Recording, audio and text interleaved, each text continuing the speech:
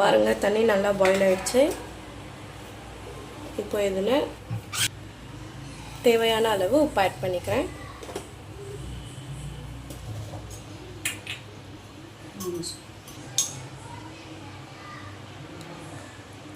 Three teaspoon அளவுக்கு oil add பண்ணிக்கிறேன்.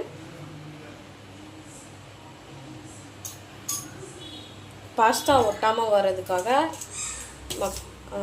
Oil add பண்ணியிருக்கோம். இப்போ இதில் பாஸ்தா ஆட் பண்ணிக்கலாம். ஒரு 10 மினிட்ஸ் பாஸ்தாலாம் நல்லா பாயில் ஆகட்டும். இப்போ பாருங்கள் நல்லா பாயில் ஆகிட்டுருக்கு. செக் பண்ணி பார்த்துக்கோங்க.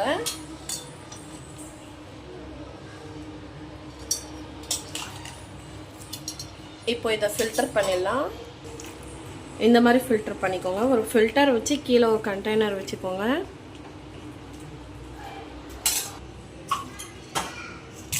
இப்போ இதில் கோல்டு வாட்டர் ஆட் பண்ணிக்கோங்க.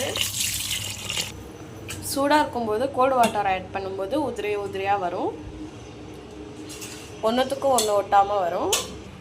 இப்போ ஒரு கடாயில் தேவையான அளவு ஆயில் ஆட் பண்ணிக்கிறேன். 1 டீஸ்பூன் அளவுக்கு கடுகு ஆட் பண்ணிக்கிறேன். எண்ணெய் நல்லா சூடானதும் கடுகு ஆட் பண்ணிக்கோங்க. இப்போ இதில் கருவேப்பிலை ஆட் பண்ணிக்கிறேன். பொடியாக நறுக்கி வச்ச 3 வெங்காயம்,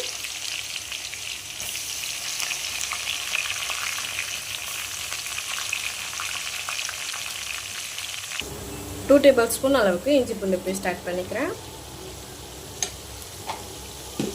இஞ்சி பூண்டோட பச்சை வாசனை போகிற வரைக்கும் நல்லா வதக்கிக்கோங்க. இப்போ இதில் மிளகாய்த்தூள் 2 டீஸ்பூன் அளவுக்கு ஆட் பண்ணிக்கிறேன்.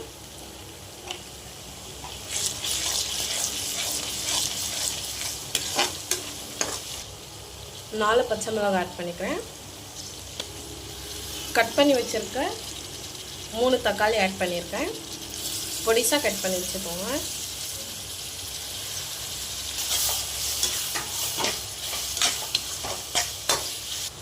பாஸ்தாலையும் உப்பு ஆட் பண்ணியிருக்கிறதுனால இதில் பார்த்து ஆட் பண்ணிக்கோங்க.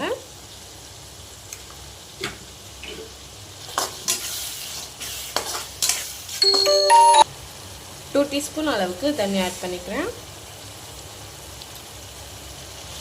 1 டீஸ்பூன் அளவுக்கு மஞ்சள் தூள், சிக்கன் கிரேவிக்கு ஆட் பண்ணுறேன் சிக்கன் மசாலா ஆட் பண்ணிக்கிறேன் 1 டீஸ்பூன், பொடிசாக நறுக்கி வச்ச கொத்தமல்லி புதினா ஆட் பண்ணிக்கிறேன். நல்லா மிக்ஸ் பண்ணிக்கோங்க. இதில் ஆட் பண்ணியிருக்கிற தக்காளி நல்லா வதங்கட்டும். இப்போ ஒரு 5 மினிட்ஸ்க்கு க்ளோஸ் பண்ணி வச்சிடலாம். இப்போ 5 மினிட்ஸ் ஆயிடுச்சு. ஓப்பன் பண்ணி பார்த்துடலாம். பாருங்கள் இந்த மாதிரி எண்ணெய் நல்லா திரிஞ்சு வந்துருக்கணும். ஒரு கிரேவி கன்சிஸ்டன்சியில் இருக்கும். இப்போ இந்த கிரேவியில் பாயில் பண்ணி வச்சிருக்க மக்ரோனி ஆட் பண்ணிக்கலாம். பாருங்கள் ரொம்ப உதிரியாக இருக்குது.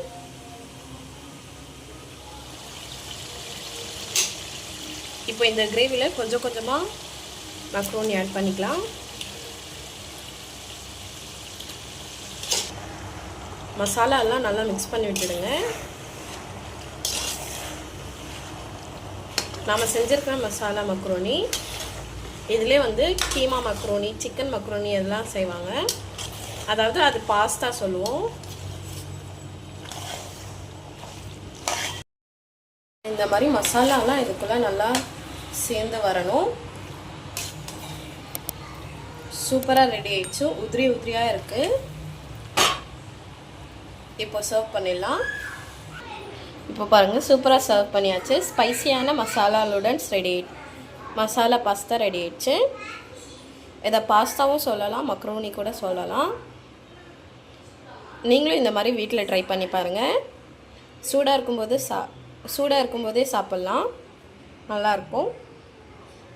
இதே மாதிரி ஒயிட் சாஸ் பாஸ்தா வந்து நான் இன்னொரு வீடியோவில் போடுறேன். பிடிச்சிருந்தால் லைக் பண்ணுங்கள், ஷேர் பண்ணுங்கள், கமெண்ட் பண்ணுங்கள். மறக்காமல் சப்ஸ்கிரைபும் பண்ணிவிடுங்க. பாய்.